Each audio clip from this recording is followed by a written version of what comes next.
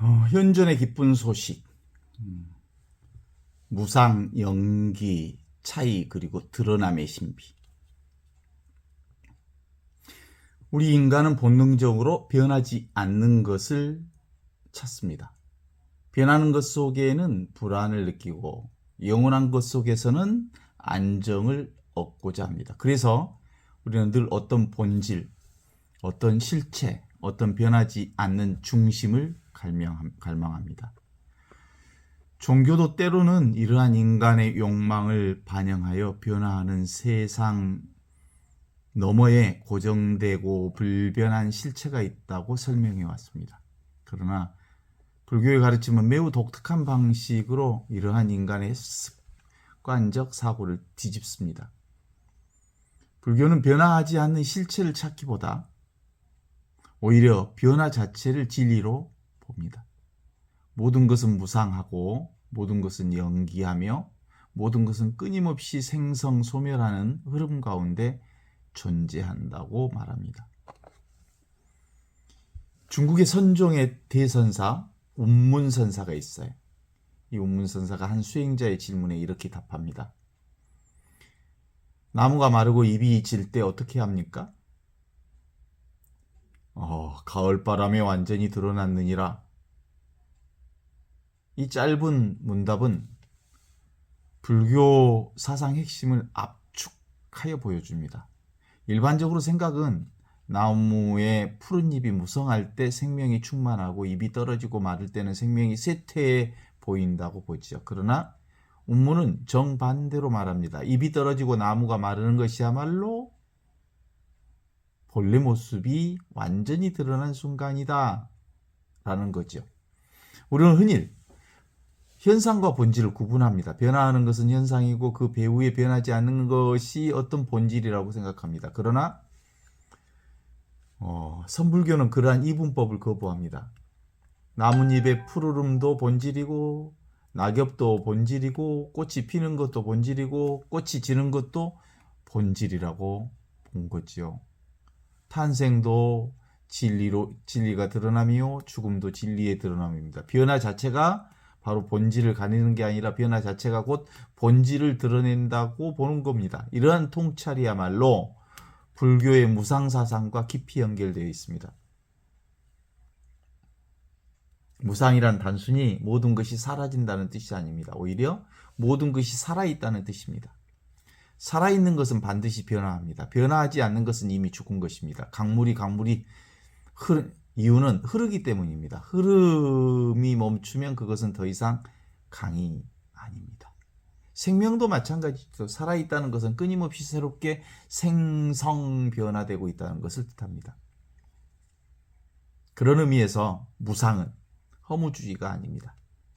무상은 오히려 존재의 역동성을 가리킵니다. 세계에 고정된 물건들의 집합이 아니라 끝없이 생성되는 사건들의 흐름입니다. 우리는 흔히 나무를 하나의 동일한 존재라고 생각하지만 사실 나무는 매 순간 변화하고 있습니다. 세포가 교체되고 수분이 이동하고 햇빛과 공기가 토양의 관계 속에서 끊임없이 새롭게 만들어지고 있습니다. 오늘의 나무는 어제의 나무와 같지 않습니다. 그럼에도 불구하고 우리는 편의상 같은 나무라고 부를 뿐입니다. 이러한 관점은 불교의 연기사상으로 더욱 깊어집니다. 연기란 모든 존재가 독립적으로 존재하지 않고 서로 의존해서 존재한다는 가르침이잖아요. 나무는 혼자 존재하지 않습니다. 햇빛과 비와 흙과 바람과 수많은 생명의 협력으로 존재합니다. 하나의 낙엽 속에도 태양과 구름과 대지와 우주의 역사가 함께 들어 있습니다. 그러므로 연기적 세계관에서 실체란 없습니다. 오직 관계만이 있습니다. 독립된 존재란 없습니다. 오직 상호 의존하는 존재만이 있습니다. 고정된 자아란 없습니다. 오직 관계 속에서 끊임없이 생성되는 과정, 흐름 속에 있습니다. 이러한 통찰은 현대 철학자, 들리지의 철학자, 들리지 철학, 그 핵심, 그러면 차이의 철학이라고 하잖아요.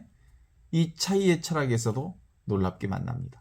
들리지는 서양 철학이 오랫동안 동일성을 중심으로 사고해왔다고 비판합니다. 우리는 무엇인가를 이해하려 할 때 그것을 동일한 본질을 찾습니다. 그러나 들리지는 세계의 근본을 이루는 동일성이 아니라 차이라고 본 거죠. 세계는 반복되는 것처럼 보이지만 사실은 단 한 번도 똑같이 반복된 적이 없습니다. 오늘 아침의 햇살은 어제 햇살과 다릅니다. 오늘 만나는 사람도 어제 만나는 사람과 다릅니다. 같은 사람이지만 같은 사람이 아닙니다. 심지어 지금의 나도 몇 초 전의 나와 다릅니다. 모든 것은 차이를 통해 존재합니다. 동일성은 우리의 개념이 만들어낸 추상적 허구일 뿐입니다. 불교의 영기, 불교에서 말하는 무상영기 역시 동일성에 대한 비판이라는 점에 있어서 들레지 철학, 차이의 철학과 깊은 공명을 이룹니다. 불교는 고정된 자아를 인정하지 않습니다. 무유정법을 원리로 삼고 있죠. 무유정법. 아무것도 어떤 것도 고정되어 있지 않다. 들리지 역시 고정된 주체를 인정하지 않습니다. 불교는 모든 것이 연기적 관계 속에서 생성된다고 말하고 들리지는 모든 것이 차이의 생성 과정 속에서 출현한다고 말합니다.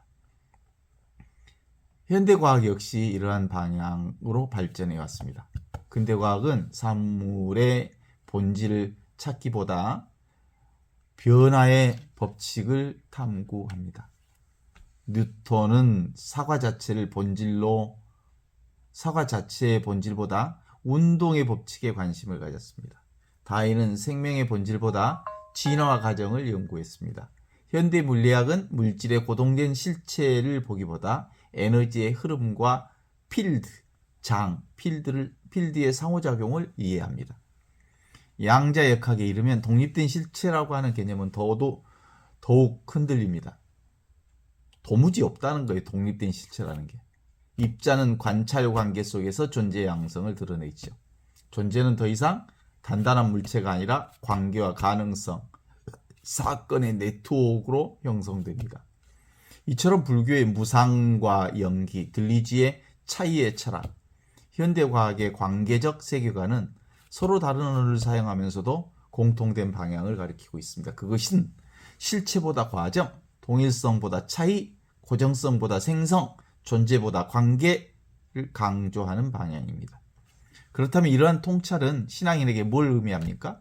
지금 여기 이 순간 살아있는 하나님의 현존 역시 고정된 실체를 붙잡는 일이 없습니다. 고정된 실체를 붙잡는 일이 아닙니다. 하느님은 과거의 기획 속에 갇혀있는 분도 아니고 미래의 희망 속에 계시는 분도 아니고 지금 여기 이 순간 살아있는 하느님의 현존, 살아있는 흐름 속에 자신을 드러냅니다. 봄에 피는 꽃 속에서도 하느님이 현존하시고 가을에 떨어지는 낙엽 속에서도 하느님은 현존하시고 젊음 속에서도 현존하시고 늙음 속에서도 현존하시고 건강 속에서도 현존하시고 병듦 속에서도 현존하시고 성공 속에서도 현존하시고 실패 속에서도 현존하십니다. 우리는 종종 하느님을 변화 너머에 있는 어떤 불변의 대상으로 생각해 왔습니다. 그러나 살아있는 하느님은 없이 계시는 하느님은 변화 자체를 통해서 자신을 드러냅니다. 가을 바람에 낙엽이 떨어질 때 우리는 상실을 봅니다. 그러나 깨달은 눈은 그 속에서 드러납니다. 뭐가? 지금 여기 이 순간 살아있는 하느님의 현존이 드러나는구나. 죽음보다 동시에 생명의 순환을 봅니다. 끝을 보지만 동시에 새로운 시작을 봅니다. 운문선사의 말처럼 나무가 마르고 잎이 질 때 비로소 모든 것이 완전히 드러납니다. 변화 속에 변화 없음이 드러난다는 거예요. 변화 속에 변화 없는 하느님이 드러나는 거예요. 우리의 삶도 마찬가지입니다. 젊음의 푸른 잎이 떨어지고 성공의 화려한 장식이 벗겨지고 자아의 가면이 하나둘씩 사라질 때 비로소 존재의 본질, 존재의 본래 얼굴이 드러납니다. 그리고 그 자리에서 우리는 놀랍게도 하느님의 현존을 만납니다. 하느님은 변화 너머에 숨어 계신 분이 아니라 변화 속에서 자신을 드러내는 분이십니다. 무상의 흐름 속에서, 연기의 관계 속에서, 차이의 생성 속에서 지금 여기 순간 살아있는 움직이는 모든 생명의 숨결에서 하나님은 이와 같이 이렇게 현존하십니다. 그러므로 영성의 길, 진리의 길, 생명의 길, 영원한 생명의 길, 자비의 길, 축복의 길, 은총의 길은 변하지 않는 무엇을 잡으려는 노력이 아니라 끊임없이 변화하는 삶의 흐름 속에서 이미 드러나고 있는 하나님의 현존을 알아차리는 길입니다. 낙엽이 지는 가을 바람 속에서도, 흘러가는 강물 속에서도, 늙어가는 자신의 얼굴 속에서도 우리는 들을 수 있습니다. 가을 바람에 완전히 드러났느니라. 변화 속에서 변화 없는 지금 여기 이 순간 살아있는 하나님의 현존이 완전히 드러났느니라.